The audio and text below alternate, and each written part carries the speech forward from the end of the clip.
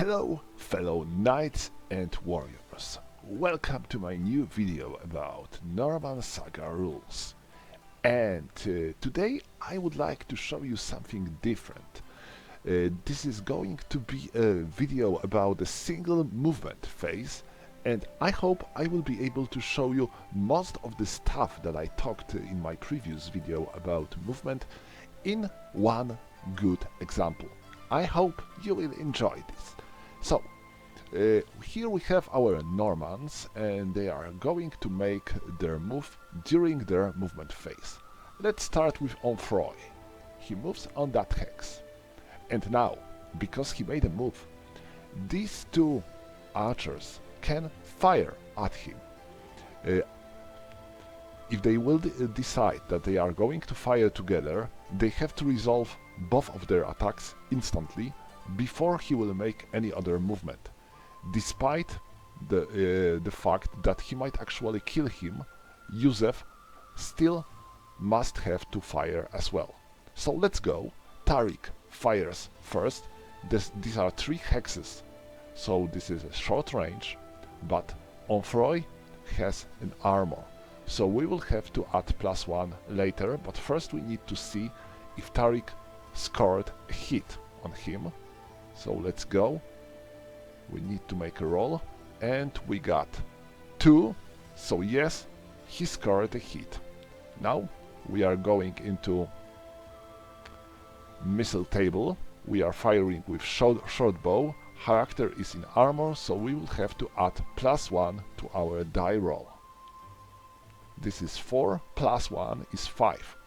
5 enemy is in the light terrain, so it is no cover, so the result is A. A, in the defensive fire, character's movement allowance in this turn is reduced by 2 hexes. So his movement allowance is reduced by 2 hexes, so he can only move 2 hexes. And now Yusef is firing as well, because they must fire together. So Yusef makes a roll to see if he scored a hit on this hex. Again 2, so yes, this is a hit. And now Yusef makes a roll to see if he managed to damage Onfroy. He got 10, +1, this is 11, so definitely this is a miss, because on the 7 plus you know that you get a miss. So they both fired together, and now his movement is limited to two hexes only. So he moves here, he's fine, and now he wants to move on this hex. But to make such a movement, he needs to make an infiltration test from both of these Arabs. So first, from this Arab, we are going into infiltration table now. Our character is in armor, so we get -1 to our die roll. We are making a first roll. We got 9. Oh, this is bad. 9 minus 1 is 8. So this means that our character is wounded. Ooh, Onfroy is wounded, so we need to decrease him to the wounded. And now we are making a second roll for this Arab. Wow, another 8. But we have to subtract -1 because of his armor, and we have to add +2 because he is wounded. So +2 and -1, this gives us +1, so it's 8, 9. Character wounded, so he is dead. That wasn't very lucky move for Onfroy. And now let's go for the other Normans. I want to move him to attack this Arab.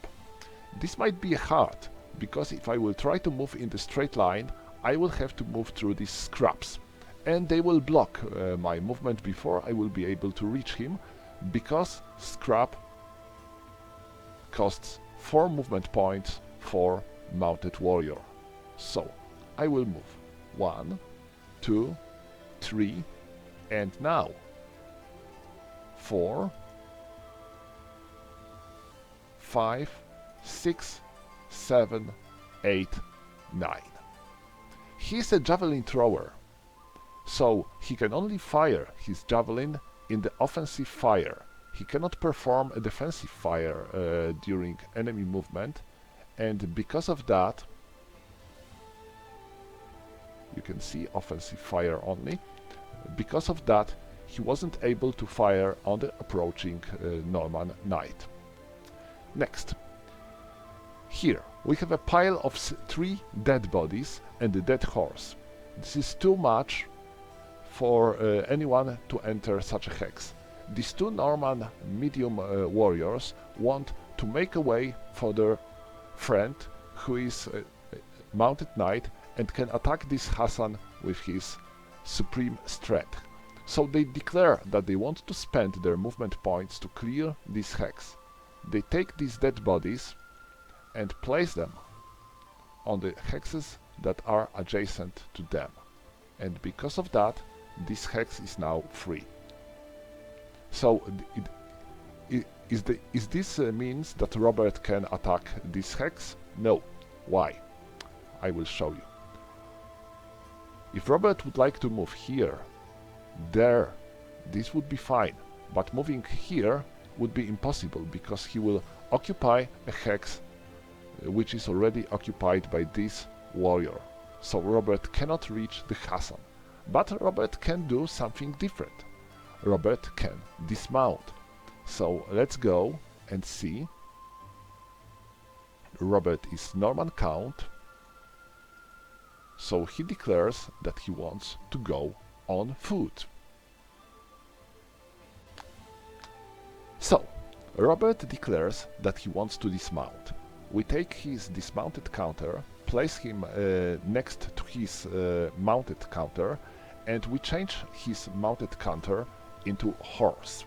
Now Robert still can move, but he can use a half of the movement points he had when he dismounted. So he had 12 movement points, and he spent 3 of them to dismount, because he is an armored knight.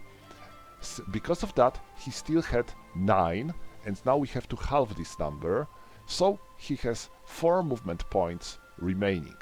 So 1, 2, he can still move here and try to attack Hassan. I think this should cover most of the stuff about movement during this game.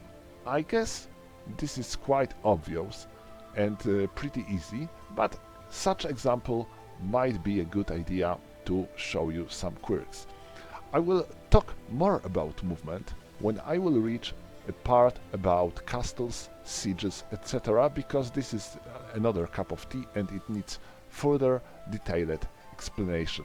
But as for today, that should be all. If you will have any questions regarding this video or Norman Saga in general, you are most welcome to post them in the comments.